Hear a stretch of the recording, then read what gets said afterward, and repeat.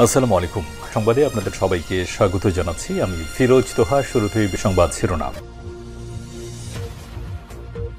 বাংলাদেশের সর্বশেষ গুরুত্বপূর্ণ আপডেট সংবাদে আপনাকে স্বাগত। শুরুতেই সংবাদ শিরোনাম, পরে বিস্তারিত। শুরুতেই জানাবো, জাতীয় নাগরিক কমিটিতে যুক্ত হলেন আরও ৪১ জন। জাতীয় নাগরিক কমিটির কেন্দ্রীয় সদস্য হিসেবে আরও ৪১ জনকে যুক্ত করা হয়েছে। ফলে এই কমিটির সদস্য সংখ্যা বেড়ে এখন দাঁড়িয়েছে ১৮৮ জনে। শনিবার ১ ফেব্রুয়ারি রাতে এক সংবাদ বিজ্ঞপ্তিতে সদস্য বাড়ানোর এসব তথ্য জানিয়েছে জাতীয় নাগরিক কমিটির আহ্বায়ক নাসিরউদ্দিন পাটোয়ারী ও সদস্য সচিব আক্তার হোসেন। এরপর জানাবো, ফেব্রুয়ারিতে আওয়ামী লীগের কর্মসূচি নিয়ে সামাজিক মাধ্যমে ভুয়া বিবৃতি। সম্প্রতি সামাজিক যোগাযোগ মাধ্যম ফেসবুকে অফিসিয়াল পেজ থেকে দেয়া পোস্টে ফেব্রুয়ারি মাসে অন্তর্বর্তীকালীন সরকারের বিরুদ্ধে রাজনৈতিক কর্মসূচি ঘোষণা করেছে আওয়ামী লীগ। এমন কর্মসূচির মধ্যে লিফলেট বিতরণ, প্রতিবাদ মিছিল ও সমাবেশ, বিক্ষোভ ছাড়াও হরতাল অবরোধের মতো কঠোর কর্মসূচির কথাও উল্লেখ করা হয়েছে। এর পরিপ্রেক্ষিতে শেখ হাসিনার বিবৃতি দাবি করে সম্প্রতি একটি ছবি সামাজিক যোগাযোগ মাধ্যমে প্রচার করা হচ্ছে। তবে রিমার স্ক্যানার জানিয়েছে এটি সত্য নয়। এদিকে তারেক রহমানকে ধন্যবাদ জানালেন মিজানুর রহমান আজহারী। নেপথ্যে যে কারণ, সারা দেশে চাঁদাবাজির পরিমাণ যে হারে বৃদ্ধি পেয়েছিল, বিএনপির নেতারা টেন্ডারবাজি, চাঁদাবাজি, দুর্নীতি এসব কর্মকাণ্ডকে তারেক রহমান বাধা দিয়েছেন। এজন্য তারেক রহমানকে ধন্যবাদ জানিয়েছেন মিজানুর রহমান আজহারী। জানাবো, গ্রীষ্ম মৌসুমে বিদ্যুতের তীব্র সংকটের আশঙ্কা। আসন্ন শেষ ও গ্রীষ্ম মৌসুমে তীব্র বিদ্যুৎ সংকট পড়তে যাচ্ছে বাংলাদেশে। পাশাপাশি মার্চে শুরু হচ্ছে পবিত্র রমজান। ওই সময় ১৮,০০০ মেগাওয়াট চাহিদার বিপরীতে সর্বোচ্চ বিদ্যুৎ উৎপাদন হতে পারে বাংলাদেশে ১৪,০০০ মেগাওয়াটের মতো। ৪,০০০ মেগাওয়াট ঘাটতি মেটানো আপাতত কোনো ব্যবস্থা নেই দেশে। এদিকে শীত শেষ হওয়ার আগে শহরের কিছু এলাকা ও গ্রামে লোডশেডিং শুরু হয়েছে বলে জানিয়েছে বিদ্যুৎ খাত ও জ্বালানি খাতের সংশ্লিষ্টরা। এসব কারণে গোটা দেশ তীব্র বিদ্যুৎ সংকটে পড়তে যাচ্ছে বলে আশঙ্কা করা হচ্ছে। এবারে জানাবো, আখেরি মোনাজাতের মাধ্যমে শেষ হলো ইজতেমার প্রথম পর্ব। গাজীপুরের টঙ্গীর তুরাক্তির আখেরি মোনাজাতের মধ্য দিয়ে শেষ হলো ৫৮তম বিশ্ব ইজতেমার প্রথম পর্ব। আখেরি মোনাজাত পরিচালনা করেন তাবলিগ জামাতের শীর্ষ মুরব্বী কাকরাইল জামে মসজিদের পেশ ইমাম ও খতিব মাওলানা জুবায়ের আহমেদ। রোববার ২ ফেব্রুয়ারি সকাল ৯:৩০টায় মোনাজাত শুরু হয়ে শেষ হয় ৯:৩৫। এবং সর্বশেষ জানাবো, শেখ হাসিনার পতনেও সহায়তা কমালো না ভারত। ২০২৫-২৬ অর্থ বছরের বাজেটে বিদেশি সহায়তার পরিমাণ কমিয়েছে, তবে বাংলাদেশের জন্য বরাদ্দ অপরিবর্তিত রেখেছে। আগামী ২০২৫-২৬ অর্থ বছরে বাংলাদেশকে ১২০ কোটি রুপি সহায়তা দেওয়ার সিদ্ধান্ত নিয়েছে ভারত, যা চলতি অর্থ বছরেও একই পরিমাণ অর্থ বরাদ্দ করা হয়েছিল। ভারতের পররাষ্ট্র দপ্তরের মাধ্যমে বিদেশি সহায়তা খাতে মোট ৫,৪৮৩ কোটি রুপি বরাদ্দ করা হয়েছে, যা গত বছর ছিল ৫,৮০৬ কোটি রুপি থেকে কম। প্রিয় দর্শক, এতক্ষণ শুনছিলেন সংবাদ শিরোনাম। এবারে বিস্তারিত। তবে তার আগে বন্ধুরা, অনুরোধ থাকবে এই সংবাদটিতে একটি লাইক দিন। এই চ্যানেলে আপনি নতুন হয়ে থাকলে আমাদের সংবাদটি দেখতে দেখতে চ্যানেলটি সাবস্ক্রাইব করে রাখুন। কমেন্ট করে বন্ধুরা আপনার মূল্যবান মতামত জানিয়ে দিন আপনি বিশ্বের কোন দেশ থেকে বা বাংলাদেশের কোন স্থান থেকে আমাদের সংবাদটি দেখছেন এবং শুনছেন। এবারে বিস্তারিত। জাতীয় নাগরিক কমিটিতে যুক্ত হলেন আরও ৪১ জন।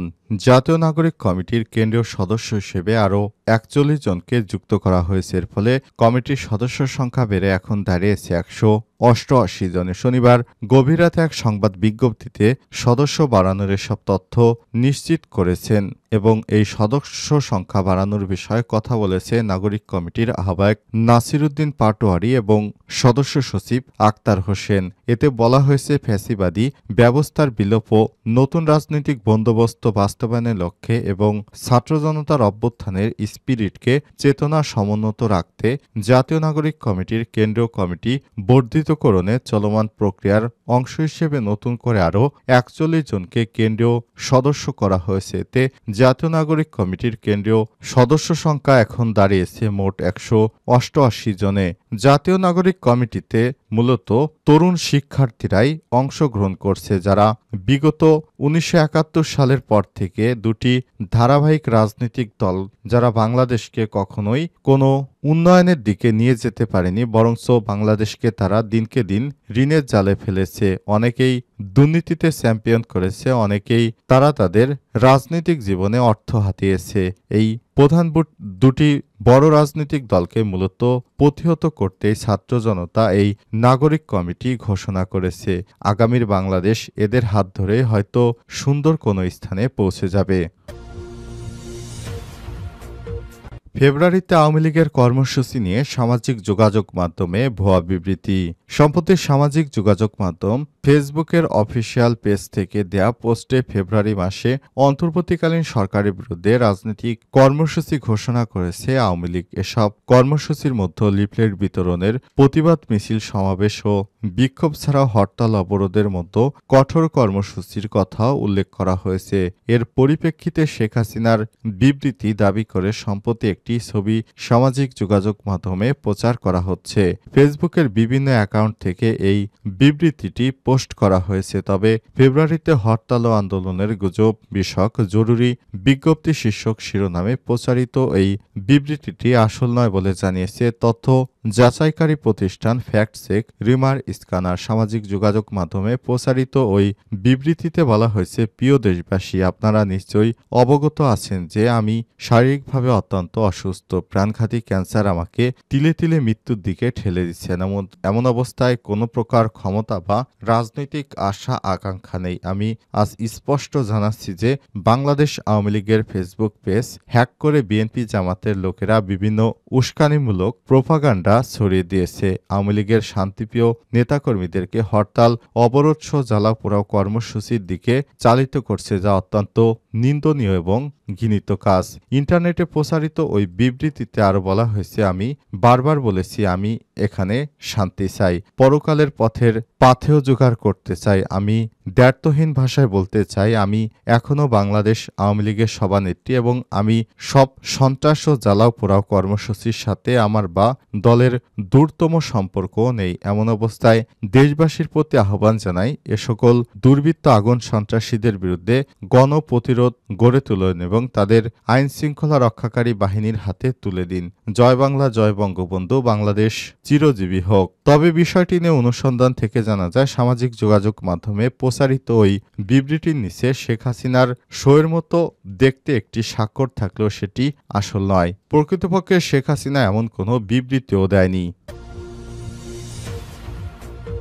তারেক রহমানকে ধন্যবাদ দিলেন মিজানুর রহমান আজহারী।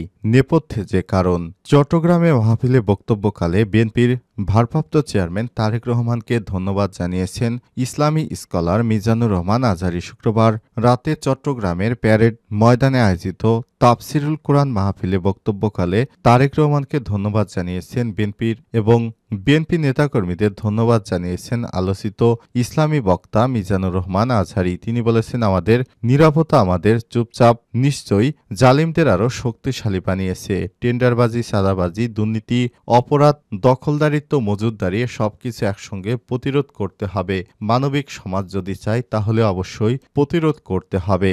চাঁদাবাজির দায়ে তারেক রহমান বিএনপির অনেক নেতাকর্মীকে বহিষ্কারের প্রসঙ্গ টেনে তিনি বলেছেন, তারেক রহমান সাহেবকে আমি ধন্যবাদ দিতে চাই। উনি সংবাদ শোনা মাত্রই ওনার দলের অনেক চাঁদাবাজকে বহিষ্কার করেছেন। প্রতিটি দলের এমন ইনিশিয়েটিভ, উদ্যোগ নেয়ার প্রয়োজন রয়েছে। যে কোনো দলে এই প্র্যাকটিস থাকা দরকার।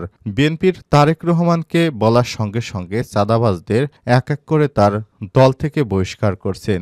এটি আমাদের জন্য খুবই ভালো একটি সংবাদ, কারণ যেভাবে চাঁদাবাজ ও দখলদারিত্ব বাড়ছে এভাবে চলতে থাকলে দেশ ধ্বংসের দ্বারপ্রান্তে চলে যাবে। সুতরাং বিএনপি নেতাকর্মীদের অবশ্যই চাঁদাবাজদের পরিহার করার উচিত বলেও মন্তব্য দিয়েছেন তিনি। গ্রীষ্ম মৌসুমে বিদ্যুতের তীব্র সংকটের আশঙ্কা।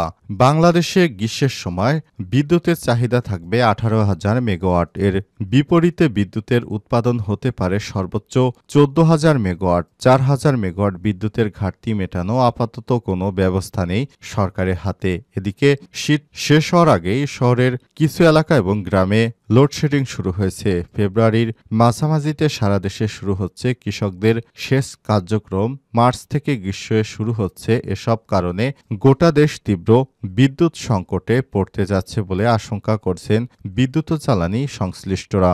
বিদ্যুৎ বিভাগ, বিদ্যুৎ উৎপাদনকারী প্রতিষ্ঠান, বিদ্যুৎ উন্নয়ন বোর্ড ও জ্বালানি বিদ্যুৎ বিশেষজ্ঞ এবং ভোক্তা পর্যায়ের সর্বত্র আগাম লোডশেডিং নিয়ে ব্যাপক আলোচনা হচ্ছে। তাদের মতে গতবারের মতো এবারও ভোগান্তিতে পড়বে সাধারণ মানুষ। খাত সংশ্লিষ্টরা বলছেন, বর্তমান সরকার বিদ্যুৎ খাতের পরিস্থিতি মোকাবেলায় কার্যত অসহায় হয়ে পড়েছে। বিদ্যুৎ ও জ্বালানি তীব্র সংকটের জন্য পতিত হাসিনা সরকারের সীমাহীন লুটপাট, দুর্নীতি এবং অব্যবস্থাপনাকে দায়ী করেছে অন্তর্বর্তীকালীন সরকারের বিদ্যুৎ বিষয়ক উপদেষ্টা মোহাম্মদ ফাউজুল কবির খান। তিনি বলেছেন, সংকট উত্তরণে সরকার নানামুখী পদক্ষেপ নিচ্ছে। বিদ্যুৎ বিভাগের সংশ্লিষ্ট কর্তারা জানান, বিদ্যুৎ উৎপাদন, শিল্প কারখানা সহ বিভিন্ন খাতে গ্যাসের চাহিদা বাড়লেও উত্তোলন ও সরবরাহ বাড়েনি। গত 18 বছরে দেশে নতুন কূপ খনন হয়নি। উপরন্তু বিদ্যুৎ খাতে বিগত হাসিনা সরকার রেখে যা 40,000 কোটি টাকার দায় দেনা নিয়ে হিমশিম খাচ্ছে সরকার। বিদ্যুৎ খাতের উন্নয়ন, পিডিবির কাছ থেকে বকেয়া না পেয়ে নতুন করে জ্বালানি আমদানি, এলএনজি, এলসিও খুলতে পারছে না বিদ্যুৎ উৎপাদনকারী প্রতিষ্ঠানগুলো। কর্মকর্তারা জানান, আসন্ন রমজান মাসে বাড়তি বিদ্যুতের প্রয়োজন হবে জন্য এখনও প্রস্তুতি নেওয়া যায়নি। বিশেষজ্ঞরা বলছেন, বিগত হাসিনা সরকারের বিদ্যুৎ ও জ্বালানি খাতে কোনো সিস্টেম বা পদ্ধতি, নিয়মনীতি তোয়াক্কা করেনি। সরকার অভিজ্ঞতার সঙ্গে পরামর্শ করে আসন্ন সংকট মোকাবেলায় কোনো রোডম্যাপ তৈরি করতে পারেনি। এতে দেনার পরিমাণ দিন দিন আরও বাড়ছে। এখনও পিডিবিকে প্রতি ইউনিট বিদ্যুতের 4 টাকা লোকসানে দিতে হচ্ছে। সংশ্লিষ্ট কর্মকর্তাদের সঙ্গে কথা বলে জানা গেছে, মার্চে দেশের বিদ্যুতের চাহিদা 18,000 মেগাওয়াটের বেশি। এই চাহিদা মেটাতে গ্যাসভিত্তিক কেন্দ্রগুলো থেকে 6,400 মেগাওয়াট, কয়লা থেকে 5,500 মেগাওয়াট ও ফার্নেস অয়েল ভিত্তিক কেন্দ্র থেকে 4,149 মেগাওয়াট এবং অন্যান্য উৎস থেকে 2,125 মেগাওয়াট সরবরাহ নিশ্চিত করতে হবে, যা অনেকটাই দুরূহ বলে মনে করছে বিশেষজ্ঞরা। এর মধ্যে ফার্নেস অয়েল ভিত্তিক কেন্দ্রগুলো সবই বেসরকারি খাতে। বকেয়া বিল না পাওয়ার কারণে এসব উদ্যোক্তারা জ্বালানি আমদানি করতে পারছে না। ফলে গ্রীষ্মে ফার্নেস অয়েল চালিত কেন্দ্রগুলো চালানো অনিশ্চিত হয়ে দাঁড়িয়েছে।